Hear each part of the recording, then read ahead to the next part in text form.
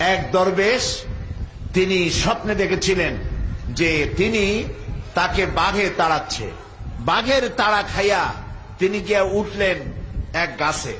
গাছের উপরে ওঠার পর একটি ডাল ধরে ঝুলে পড়েছে। তাকিয়ে দেখে যে বাঘ এসে গাছের গোড়ায় দাঁড়িয়েছে, আর ওই ডালের নিচে বিরাট কুয়া, কুয়ার মধ্যে বড় এক অজগর হা করে আছে।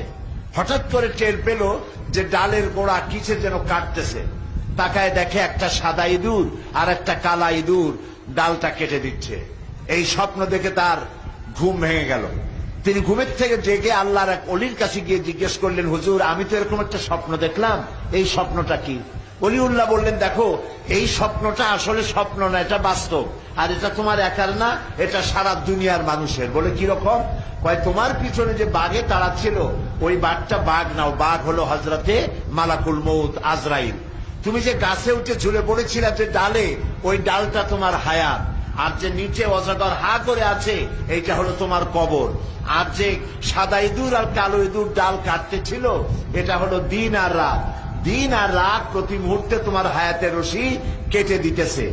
এরপরে লোকটি মাথায় ঠান্ডা ঠান্ডা অনুভব করলো, তাকে দেখলো যে উপরে মৌচাক ছিল, তার থেকে মধু পড়তেছে, মধু চাটতে চাটতে ঘুম হয়ে গেল। বললো, এই যে তুমি মৌতের ভয় ভুলে গেলা, ডাল কাটা ভয় ভুলে গেলা, বাঘের ভয় ভুলে গেলে, মধু চাটতে চাটতে, এই জিনিসটা কি জানো? বলে না, জানি না। বলে এইটা হলো তোমার স্ত্রী, এটা তোমার সম্পদ, এটা তোমার ক্ষমতা, এটা তোমার মাল, এটা তোমার জমি জমা ইত্যাদির মহব্বতে তুমি যে মরবা এই জিনিসটা তুমি ভুলে গেছো। এই যে স্বপ্নটা সে লোক দেখলো, সেই লোকের স্বপ্ন আমাদের জীবন এক কিনা? বলে একই। আমাদের পেছনে আজরাইল ঘুরতেছে আর আমরা মালের পিছনে দৌড়াচ্ছি।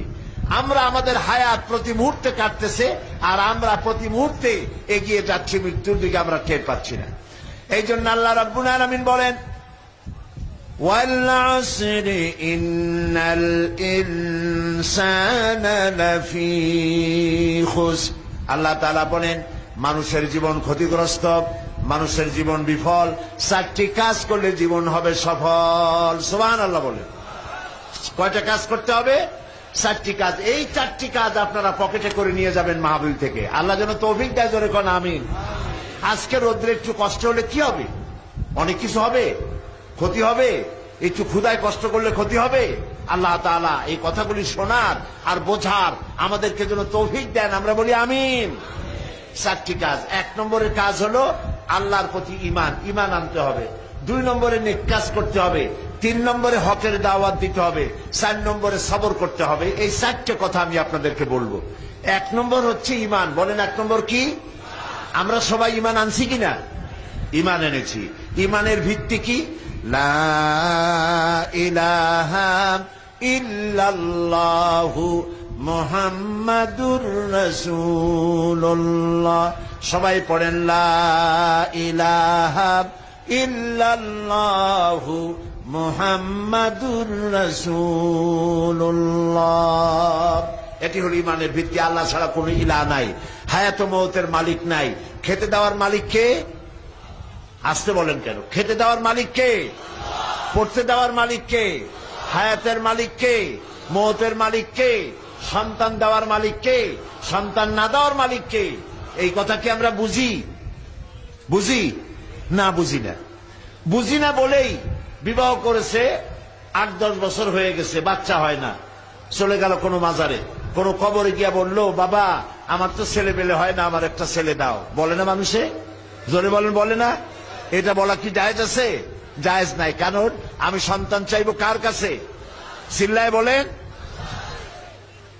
হযরতে জাকারিয়া আলাইহিস সালাম সূরা আলে ইমরানের মধ্যে আল্লাহ রাব্বুল আলামিন বলেন, হযরতে জাকারিয়া সন্তান চেয়েছিলেন আল্লাহর কাছে। আচ্ছা আপনারা বলেন, পীর বুজুর্গ বড় না নবীরা বড়? বলেন সবাই। নবীরা বড়। তো নবীরা সন্তান চাইছে কার কাছে? আমরা চাবো কার কাছে? আল্লাহর কাছে। মানুষেরা তো বোঝে না। সেই জন্য আমি দেখেছি এই যে বাইজিদ বোস্তামী রহমতুল্লাহ আলাইহির এক কবর আছে চট্টগ্রামে, সেইখানে গিয়ে দেখলাম মানুষেরা, মুসলমানেরা, দাড়িওয়ালা টুপিওয়ালা মুসলমান গিয়া কসমের কদমবুসি করে। ওই যে পুকুর আছে, পুকুরের মধ্যে আছে বড় বড় কসম, কসমগুলোর কদমবুসি করতেছে মুসলমানে। বলেন নাউজুবিল্লাহ।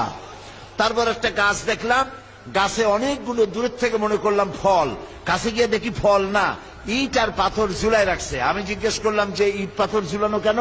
তো লোকেরা বললো এটা করছে মেয়ে লোকেরা, যাদের বাচ্চা হয় না, ইট আর পাথর ঝুলাই রাখছে। বললো তাতে লাভ কি? তো বললো যে তাদের ধারণা ইট পাথর ঝুলাই থুয়ে গেলাম, এটা যেরকম ভার ওই রকম পেটের মধ্যে ভার হইতে হইতে একদিন বাচ্চা হয়ে যাবে। চিন্তা করছেন এই কাজ কি মুসলমানের করা উচিত? বলেন আপনারা করা উচিত? আল্লাহ যে আমাদেরকে, আল্লাহ আজকে যে মুসলমান দুনিয়ায় মার খাচ্ছে, দুনিয়ার মধ্যে সব থেকে বেশি মার খায় কারা? কন্ত দেখি, জোরে বলেন না ভাই। মুসলমান মার খায়। বুশ মারে কাদেরকে আজকে? বুশ কাদেরকে মারতেছে? শ্যারন মারতেছে কাদেরকে? ইহুদিরা মারতেছে কাদেরকে? মুসলমানদেরকে। আমাদেরকে ইহুদিরা মারে, খ্রিস্টানা মারে, মুশরিকে মারে, কাফেরে মারে, সবাই মারে আমরা খাইতেছি। আমরা কি দুনিয়া আসছি মার খাওয়ার জন্য ভাই? কি বলেন, মার খাওয়ার জন্য আসছি? তো আমাদের বিপদ হয় কেন? বিপদ হয় এই জন্য যেহেতু আমরা মালিক চিনি নাই, আল্লাহরে চিনতে পারি নাই। আল্লাহরে শুধু বলি আল্লাহ একজন আছে, কিন্তু তার শক্তি সহকারে তাকে বিশ্বাস আমরা পরিপূর্ণভাবে